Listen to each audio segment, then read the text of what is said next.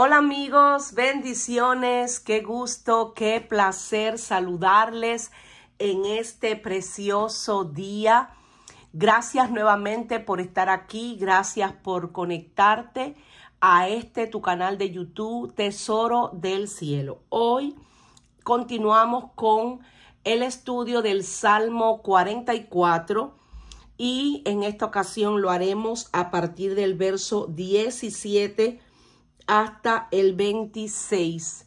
Así que si ya te conectaste, te invito a que busques tu Biblia, tu libreta de notas, que te pongas cómodo porque ya este estudio acaba de comenzar. Como vimos en la enseñanza anterior, estudiábamos que este salmo es un salmo de súplica colectiva. Ha caído una terrible desgracia sobre el país y una persona de la familia de Coré, de los hijos de Coré, en nombre de todo el pueblo clama a Dios. Es como si todo el pueblo estuviera clamando, aunque no se mencione el templo de Jerusalén como lugar de concentración popular para elevar la súplica. Esta, en sentido estricto, no se encuentra hasta el final de estos versos del 24 al 27, junto con otras peticiones que el salmista hace, como por ejemplo, despierta, levántate, rescátanos.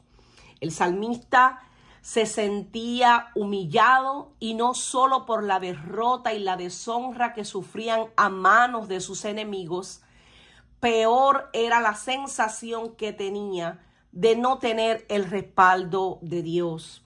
El Salmo ofrece muchos datos acerca de la situación en que se encuentra el pueblo, rechazado, avergonzado, huyendo del opresor, saqueado por los adversarios, entregado como oveja destinada al matadero, disperso entre las naciones, vendido por nada, entre el escarnio, la diversión y burla de las naciones, aplastado donde viven los chacales, cubierto por las sombras de la muerte, oprimido, miserable, hundido en el polvo.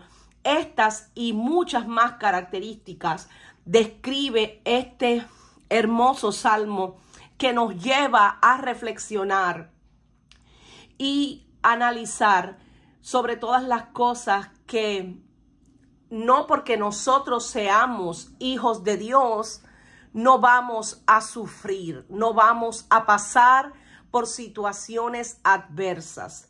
Jesús fue y es muy claro en su palabra cuando nos dijo que en este mundo tendríamos aflicciones, pero que confiáramos en Él porque Él ya ha vencido al mundo.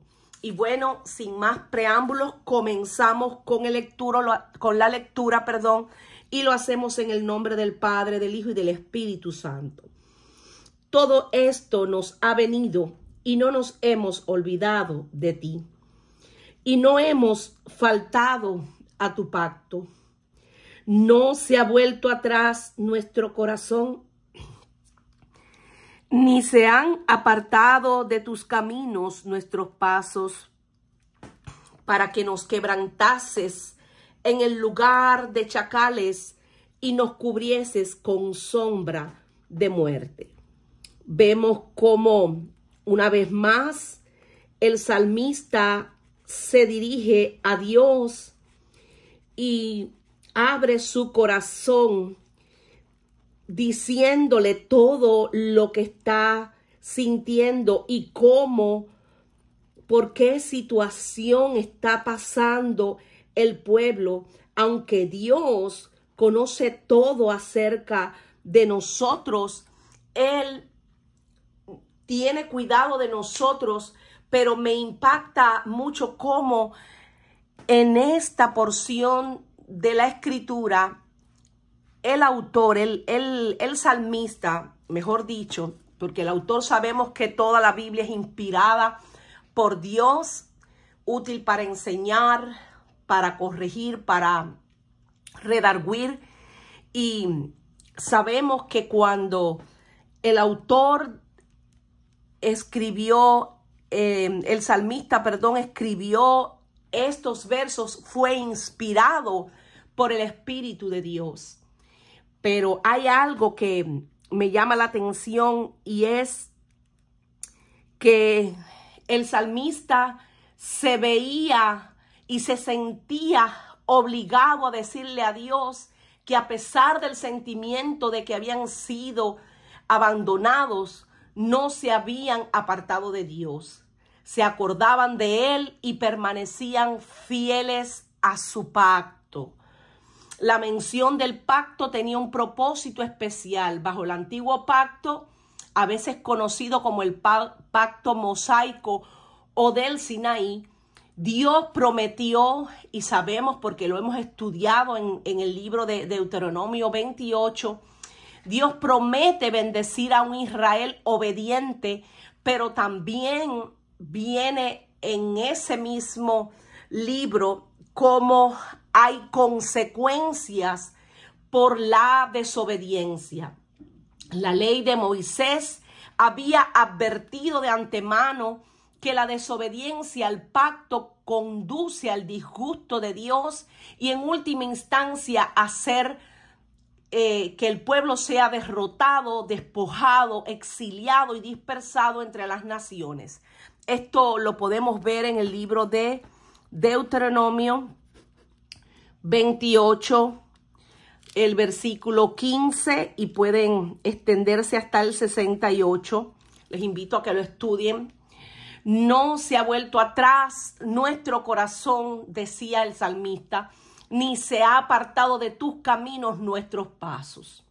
Sin pretender la perfección, sin pecado, el salmista insistía en que como un todo Israel todavía estaba comprometido con Dios en su corazón y también en conducta. Por eso dice nuestros pasos.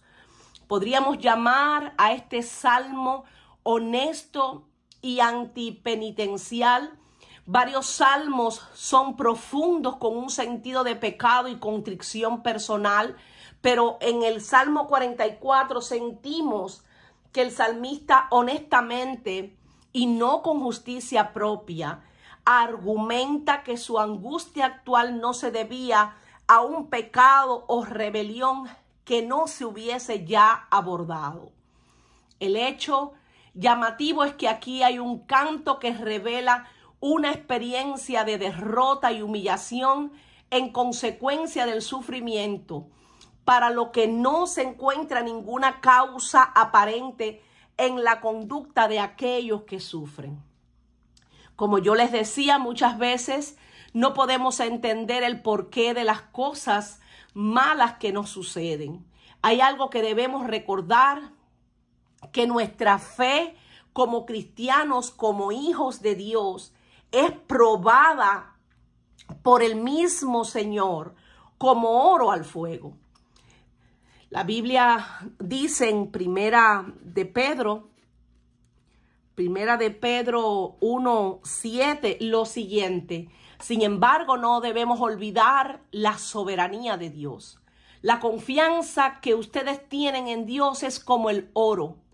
Así como la calidad del oro se pone a prueba con el fuego, la confianza que ustedes tienen en Dios se pone a prueba con los problemas. Si ustedes pasan la prueba, dice este hermoso libro, su confianza será más valiosa que el oro, pues el oro se puede destruir. Así, cuando Jesucristo aparezca, hablará bien de la confianza que ustedes tienen en Dios, porque una confianza que ha pasado por tantas pruebas merece ser alabada. Aleluya. Tenemos que tener muy en cuenta que Dios ha prometido estar con nosotros, sus hijos, todos los días hasta el fin del mundo. Pero esto no significa que nosotros no vamos a tener que atravesar por tribulaciones, por aflicciones. Si Jesús mismo fue perfeccionado en todo por medio de la aflicción, ¿cuánto más nosotros que somos sus hijos? Si Él, siendo 100% hombre, 100% Dios, siendo obediente hasta la muerte y muerte de cruz, fue perfeccionado en todo, pues nosotros mucho más. Nosotros que estamos débiles, que en esta naturaleza caída, pues obviamente necesitamos que Dios transforme nuestro corazón, y Él lo va a hacer, y lo va a hacer precisamente de la manera que solo Dios sabe hacerlo. Acuérdense, debemos de recordar que Él es el alfarero por excelencia. Aleluya. Estas cosas os he hablado, decía Jesús, para que en mí tengáis paz, dirigiéndose a los discípulos. En el mundo tendréis aflicción, pero confiad, yo he vencido al mundo. Esto lo pueden encontrar en San Juan 16:33. El salmista se queja ante Dios y le deja saber cómo se siente el pueblo. Por eso dice, para que nos quebrantases en el lugar de chacales y nos cubrieses con sombra de muerte. A pesar de todo, nos has echado en lugares de miseria, dice otra versión. Nos has dejado en profunda oscuridad. Hay una diferencia entre la manera de enfrentar el sufrimiento de este salmista a la manera en que lo enfrentó David. Si nosotros leemos el Salmo 23, que es uno de los salmos más populares y hermosos de la Biblia, notamos que David en este cántico reconocía la fidelidad, protección y guianza de Dios aún en medio de la adversidad. Por eso vamos directamente a ese Salmo 23 al versículo 4 y notemos lo que dice: aunque ande en valle de sombra y de muerte, no temeré mal alguno, porque tú estarás conmigo. Tu vara y tu cayado me infundirán aliento. Aleluya. Esta porción del Salmo 44 también nos recuerda de alguna manera el lamento de Job a causa de su desdicha, cuando también fue quebrantado a pesar de ser catalogado por Dios mismo como un varón justo, temeroso de Dios y apartado del mal. Escuchemos lo que decía Job en el capítulo 31, y también voy a estar mencionando algunos versículos de este mismo capítulo que están pues más adelante. Dice: pero ahora se ríen de mí los más jóvenes que yo, a cuyos padres yo desdeñara poner con los perros de mi ganado. Y ahora yo soy objeto de su burla y les sirvo de refrán. Me abominan, se alejan de mí y aún de mi rostro no detuvieron su saliva, porque Dios desató su cuerda y me afligió. Por eso se desenfrenaron delante de mi rostro, se han vuelto turbaciones sobre mí. Combatieron como viento mi honor y mi prosperidad pasó como nube. Y ahora mi alma está derramada en mí. Días de aflicción se apoderan de mí. La noche taladra mis huesos y los dolores que me roen no reposan. Cuando esperaba yo el bien, entonces vino el mal. Y cuando esperaba luz, vino la oscuridad. Mis entrañas se agitan y no reposan. Días de aflicción me han sobrecogido. Ando ennegrecido y no por el sol. Me he levantado en la congregación y clamado: he venido a ser hermano de chacales y compañero de avestruces. Mi piel se ha ennegrecido y se me cae, y mis huesos arden de calor. Se ha cambiado mi arpa en luto y mi flauta en voz de lamentadores. ¡Qué tremendo! Como podemos observar, tanto este salmista como Job se quejaban ante la situación por la que estaban atravesando, pero hay algo también que me impresiona de Job, y es que a pesar de todo lo que sufrió, él nunca negó su fe. Él decía: yo sé que mi Redentor vive, y aunque mi piel, mi cuerpo esté deshecho, yo sé que Él me va a levantar del polvo, y aún he de ver a Dios. Y una vez que nosotros leemos este hermoso libro de Job, vemos que aunque fue quebrantada su familia, también sus finanzas y su salud, Dios les restauró al doble. Y esto lo podemos corroborar en el libro, así que si no lo han leído el libro de Job, yo les invito. Pero vamos a continuar. Vamos a continuar ahora con el verso 20. Si nos hubiésemos olvidado del nombre de nuestro Dios o alzado nuestras manos a Dios ajeno. Vemos aquí como Dios aparece con mayúscula, refiriéndose al único Dios verdadero, y Dios con minúscula, refiriéndose a los dioses paganos, refiriéndose a los dioses falsos, a los ídolos. Por eso el salmista decía: si nos hubiésemos olvidado del nombre de nuestro Dios o alzado nuestras manos a Dios ajeno, no demandaría a Dios esto, porque Él conoce los secretos del corazón. Pero por causa de ti nos matan cada día, somos contados como ovejas para el matadero. Aquí el salmista continuó insistiendo en que Israel se había mantenido fiel. Vamos a subrayar todo, resaltar, lo mejor dicho.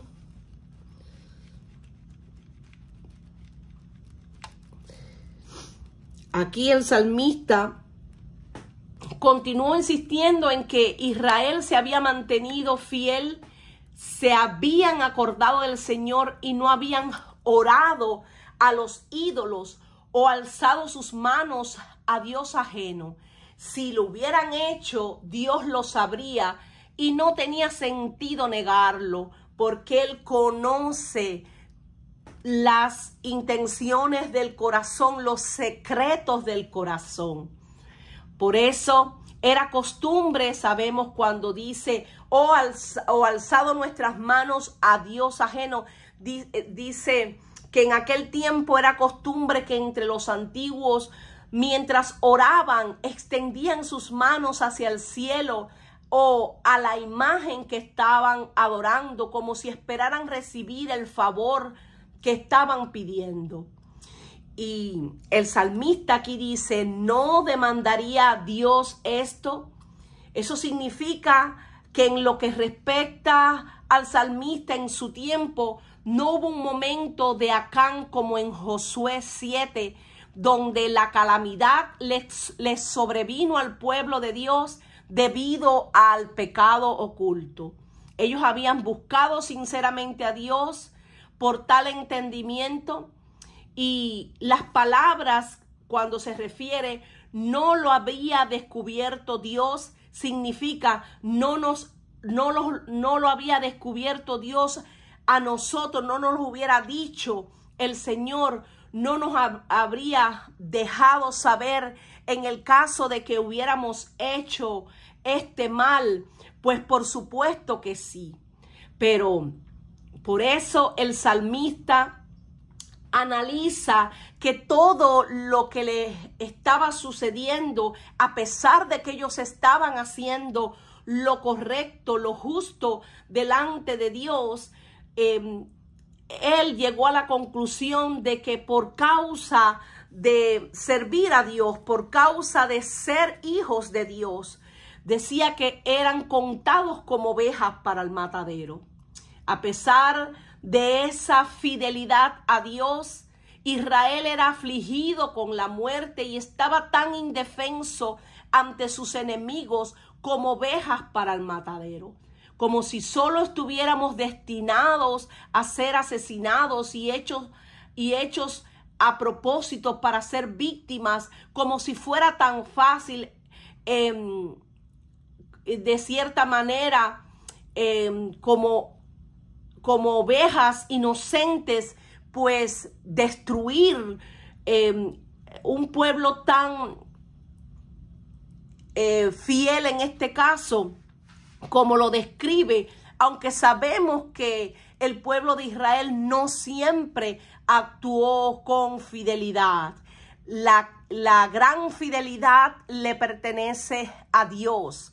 Grande es su amor, grande es su fidelidad. Por eso la Biblia dice, sea todo hombre mentiroso y Dios veraz.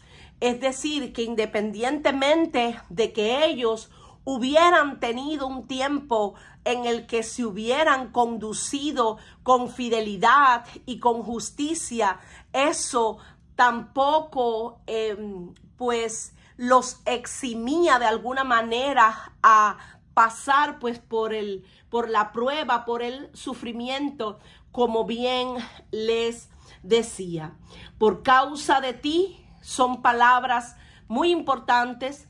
Significa que sufrieron en esa fidelidad a Dios, y debido a su fidelidad a Dios, sin desarrollar el pensamiento, este salmo sugiere un concepto importante para el hombre o la mujer de Dios, porque el sufrimiento puede no ser un castigo, sino una cicatriz de batalla. El precio de la lealtad al Dios verdadero en un mundo que está en guerra contra Dios. Y hay muchos ejemplos en la Biblia. Si leemos, por ejemplo, valga la redundancia, el libro de los Hechos, vemos cómo Esteban fue apedreado, siendo un varón justo, siendo un varón que predicaba la palabra, que era un hombre íntegro, un hombre que hacía el bien. Sin embargo, él fue apedreado, pero allí en aquel momento él vio los cielos abiertos, y dice la escritura que hasta el mismo Señor se puso de pie.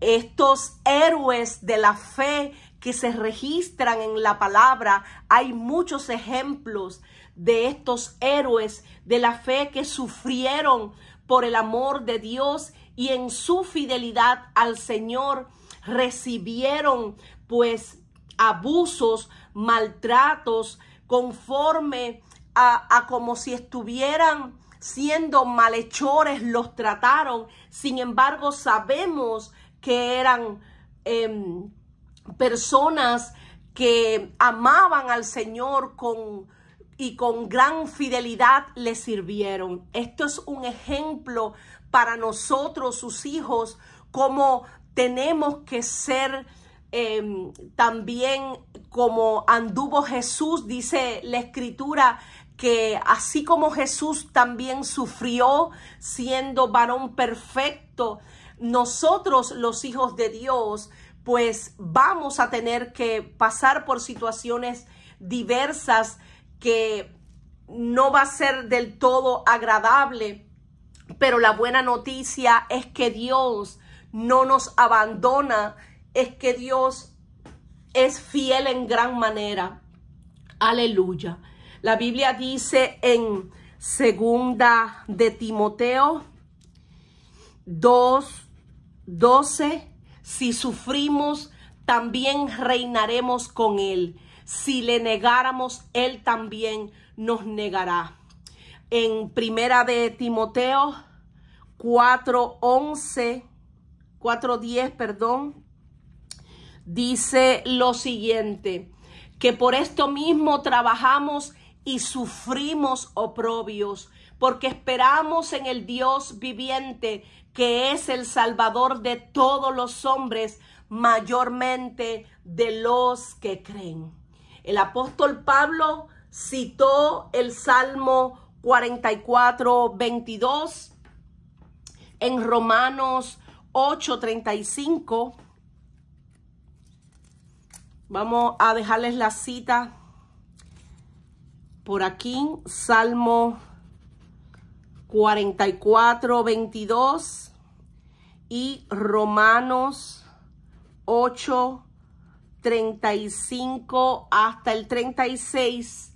Vemos que el sentido en que incluso se habla de tan terrible derrota y desgracia, nada de esto, dice el apóstol Pablo, nos podrá separar del amor de Cristo o cambiar nuestro destino, porque en Jesús somos más que vencedores. Por eso el apóstol Pablo decía, ni la muerte, ni la vida, ni ángeles, ni principado, ni lo presente, ni lo porvenir, ni lo alto, ni lo profundo, ni ninguna otra cosa creada nos podrá separar del amor de Dios que es en Cristo Jesús, Señor nuestro.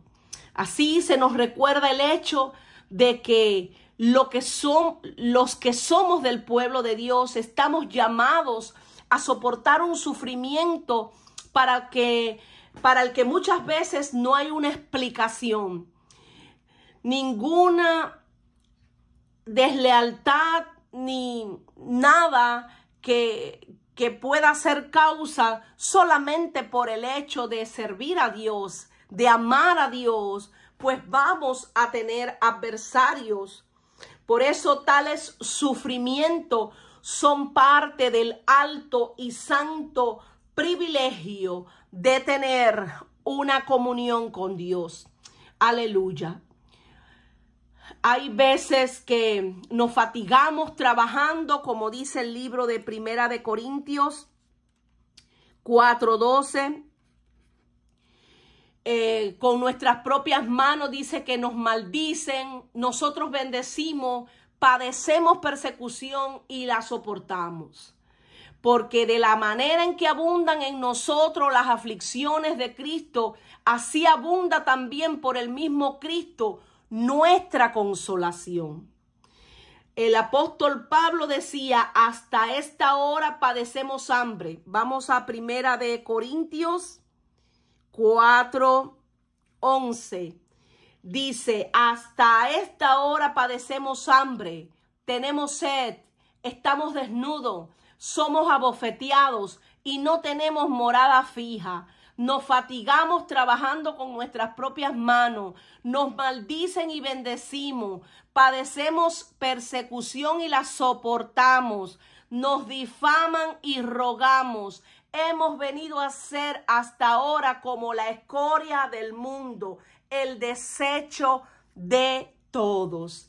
Hay algo que me impresiona de esta escritura y es que el salmista no fue a quejarse contra aquellos opresores, contra aquellos murmuradores, contra aquellos que se levantaron, contra los que los escarnecían, contra los que se burlaban por lo que ellos estaban atravesando. En ningún momento el salmista peleó contra aquella gente, porque sabemos que la lucha que tú y yo tenemos no es contra carne ni sangre, es contra huestes espirituales de maldad que operan en las regiones celestes.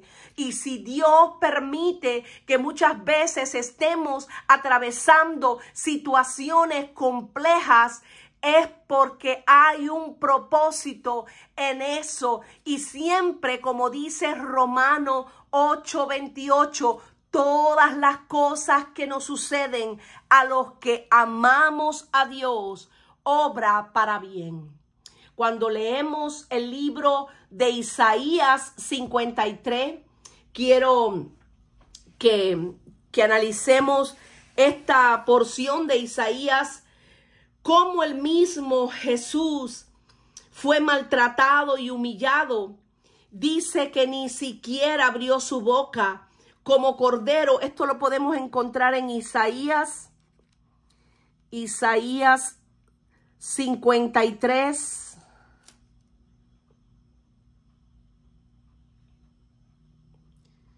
7. Pero quiero que estudien todo ese capítulo 53 junto conmigo. Dice: ¿quién ha creído nuestro mensaje? ¿A quién se ha revelado el brazo del Señor? Creció en su presencia como vástago tierno, como raíz de tierra seca. No había en él belleza ni majestad alguna. Su aspecto no era atractivo y nada en su apariencia lo hacía deseable. Despreciado y rechazado por los hombres, varón de dolores, habituado al sufrimiento, todos evitaban mirarlo. Fue despreciado y no lo estimamos. Ciertamente él cargó con nuestras enfermedades y soportó nuestros dolores, pero nosotros lo consideramos herido, golpeado por Dios y humillado. Él fue traspasado por nuestras rebeliones y molido por nuestras iniquidades. Sobre él recayó el castigo, precio de nuestra paz. Y gracias a sus heridas fuimos sanados. Todos andábamos perdidos como ovejas. Cada una seguía su propio camino. Pero el Señor hizo recaer sobre él la iniquidad de todos nosotros. Maltratado y humillado, ni siquiera abrió su boca. Como cordero fue llevado al matadero. Como oveja que enmudece ante su trasquilador, ni siquiera abrió su boca. Después de aprenderlo y juzgarlo, le dieron muerte. Nadie se preocupó de su descendencia. Fue arrancado de la tierra de los vivientes y golpeado por la rebelión de mi pueblo. Y se le asignó un sepulcro con los malvados, y con los ricos fue su muerte. Aunque no cometió violencia alguna, ni hubo engaño en su boca. Pero el Señor quiso quebrantarlo y hacerlo sufrir. Y como él ofreció su vida para obtener el perdón de pecados, verá a su descendencia, prolongará sus días y llevará a cabo la voluntad del Señor. Después de su sufrimiento, verá la luz y quedará satisfecho. Por su conocimiento, mi siervo justo justificará a muchos y cargará con las iniquidades de ellos. Por lo tanto, le daré un puesto entre los grandes y repartirá el botín con los fuertes, porque derramó su vida hasta la muerte y fue contado entre los transgresores. Cargó con el pecado de muchos e intercedió por los transgresores. ¡Qué hermoso! Aleluya. Como el mismo Señor Jesucristo tuvo que sufrir por amor a nosotros, llevar todo nuestro pecado, aquella cruz, llevar todo el dolor de toda la humanidad, aquella cruz. Aleluya, todo para darnos vida y vida en abundancia. ¡Qué tremendo! Por eso, cuando seguimos leyendo, aquí vemos cómo de cierta forma el salmista estaba un poco turbado. Le decía: despierta, ¿por qué duermes, Señor? Despierta, no te alejes para siempre, porque escondes tu rostro y te olvidas de nuestra aflicción y de la opresión nuestra. Ciertamente, amado que me escuchas, Dios nunca se olvida de nosotros.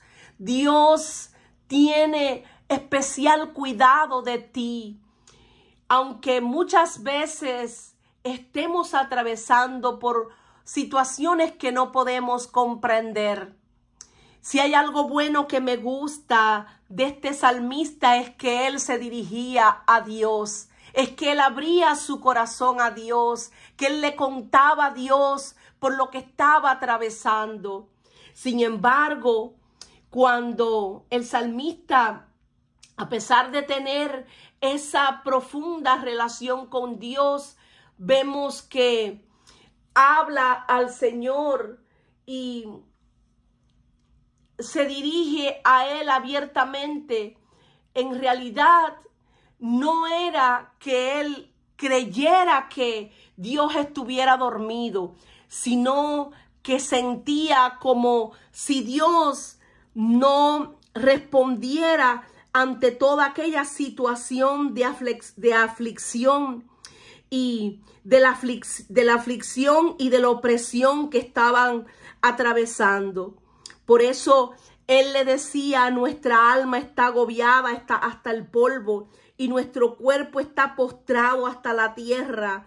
Levántate para ayudarnos y redímenos por causa de tu misericordia. Este sentimiento o sentido fue capturado poderosamente cuando Jesús también dormía en la barca en aquel día tormentoso en el mar de Galilea. Los discípulos temieron perecer mientras Jesús dormía confiado en su Padre. Ellos fueron corriendo a donde estaba el Señor, clamaron para que Jesús despertara. Aunque la imagen del Señor dormido puede parecernos ingenua, fue representada en el Nuevo Testamento. He aquí que se levantó en el mar una tempestad. Esto podemos leerlo en el libro de Mateo 8:24. Dice: he aquí que se levantó en el mar una tempestad tan grande que las olas cubrían la barca, pero él dormía. Y vinieron sus discípulos y le despertaron diciendo: Señor, sálvanos que perecemos. Él les dijo: ¿por qué teméis, hombres de poca fe? Entonces, levantándose, reprendió a los vientos y al mar, y se hizo grande bonanza. Y los hombres se maravillaron, diciendo: ¿qué hombre es este que aún los vientos y el mar le obedecen? Aleluya. No importa cuán recia sea la tormenta, Jesús sigue reinando con poder. Jesús tiene toda potestad y toda autoridad para callar tu tormenta, para decirle al mar: obedece, y a los vientos: enmudece. Yo no sé qué situación sea la que estés atravesando, pero corre a los brazos del Señor, porque Él es el mismo de ayer, de hoy y de todos los siglos. Él no dará tu pie al resbaladero. No se dormirá el que te guarda. He aquí, no se adormecerá ni dormirá aquel que guarda a Israel, aquel que nos guarda a nosotros, su pueblo. Aleluya. Dios no se olvida de nuestra aflicción, aunque muchas veces parezca como si no interviniera en el momento que nosotros queremos. Recordemos también, y esto me lleva al pasaje de Marta y María cuando Lázaro murió, que ellos mandaron a buscar a Jesús, pero Jesús se quedó 3 días Y cuando Jesús llega, ellas le dicen llorando, maestro, si hubieras estado aquí, nuestro hermano no hubiera muerto. Pero él le dijo, él resucitará. Entonces Marta le contesta, yo sé que resucitará en el día postrero. Pero Jesús le contesta, yo soy la resurrección y la vida. Aquel que cree en mí, aunque esté muerto, vivirá. Aleluya. No te digo que si crees, verás la gloria de Dios, porque solamente tenemos que creerle a Él. Solamente tenemos que confiar plenamente en Jesús, que es el autor y consumador de nuestra fe. Aquí el salmista vuelve y le dice al Señor, mi alma está agobiada hasta el polvo.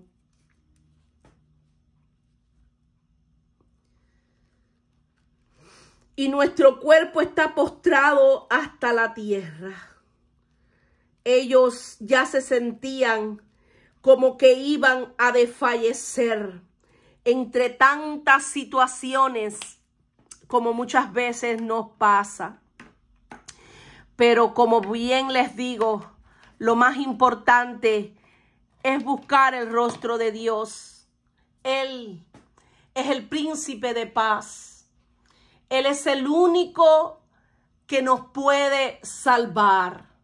Él es poderoso para salvarnos, por cuanto fue tentado en todo, pero sin pecado. Él es poderoso para salvarnos, aun cuando nosotros tenemos que atravesar por situaciones diversas. Levántate para ayudarnos y redímenos por causa de tu misericordia. En cuerpo y alma, Israel estaba en el punto de crisis y en el polvo de la vergüenza y la derrota. El salmista ha expresado el problema de Israel de la manera más clara y contundente posible. Podríamos esperar que se enojara con Dios o que perdiera toda fe y esperanza. En cambio, el Salmo lo deja confiando en Dios incluso en su dolor y desilusión. Hizo su llamamiento final, no sobre la base de lo que Israel merecía, sino por causa de la misericordia de Dios. Sabemos que sus misericordias son nuevas cada mañana, que no se ha cortado su mano para salvar. Ciertamente, aleluya, el salmista hace su llamamiento final, no sobre la base de lo que Israel merecía. Levántate para ayudarnos, le decía al Señor, y redímenos por causa de tu misericordia. Una oración breve, pero dulce y comprensiva, muy al grano, clara, simple, urgente, como todas las oraciones deben ser. Ven ya en nuestra ayuda, sálvanos por tu gran amor, dice este mismo salmo, pero en la versión, a la traducción al lenguaje actual. Nos desplomamos en el polvo, quedamos boca abajo en la mugre. Levántate, ayúdanos, rescátanos a causa de tu amor inagotable, dice este mismo salmo en la Nueva Traducción Viviente. Porque nuestra alma se ha hundido en el polvo, nuestro cuerpo está pegado a la tierra. Levántate, sé nuestra ayuda y redímenos por amor de tu misericordia, dice la Biblia de las Américas. Este salmo trata a Dios en muchas veces con un poco de dureza, pero aunque el pueblo no entendía, hay algo que vemos que confía y cuando sufre, clama con el convencimiento de que obtendrá una respuesta. Por eso la Biblia También nos dice en Jeremías 33:3, clama a mí y yo te responderé. Te enseñaré cosas grandes y ocultas que tú no conoces. Si el pueblo no confiara, no clamaría. Y si clama es porque tiene la esperanza de que Dios, el Dios fiel de Israel, misericordioso, nos retira su amor. Él siempre entrará en acción a favor de nosotros, su pueblo. Jesús se llama Emmanuel, Dios con nosotros, el que permanece con nosotros hasta el fin de los tiempos. Los discípulos y el pueblo clamaron a Él en momentos difíciles, y eso podemos corroborarlo en muchas porciones de la Escritura. Él respondió a sus clamores, le dijo al pequeño rebaño que no temiera, pues el Padre se complacía en confiarles el reino. Aleluya. Y esto lo podemos encontrar en Lucas 12:32. Y bueno, mis amados, esto es todo por hoy. Solamente ya quería pues despedirme de ustedes, agradeciéndoles nuevamente que me acompañen a este hermoso estudio de la palabra profética más segura, que es la Biblia. Les invito a que si no se han suscrito al canal, pues que lo hagan, porque en los próximos días estaremos estudiando el Salmo 45 con el favor de Dios. Ahora quería ya despedirme leyéndoles esta versión de la traducción al lenguaje actual, que dice: despierta ya, Dios mío, ¿por qué sigues durmiendo? Entra ya en acción, no nos sigas rechazando. ¿Por qué te escondes? ¿Por qué nos olvidas? Mira cómo nos oprimen, estamos derrotados por completo. Tenemos que arrastrarnos por el suelo. Ven ya en nuestra ayuda. Sálvanos por tu gran amor. Aleluya. Nunca podemos olvidar que ciertamente Dios tiene especial cuidado de nosotros, que Él nunca nos dejará, ni nunca nos desamparará. Y bueno, esto es todo por hoy. Que el Señor les bendiga, que el Señor les guarde, que el Señor haga resplandecer su rostro sobre ustedes, sobre nosotros, y que ponga tanto en ustedes como en nosotros su paz que sobrepasa todo entendimiento. Bendiciones.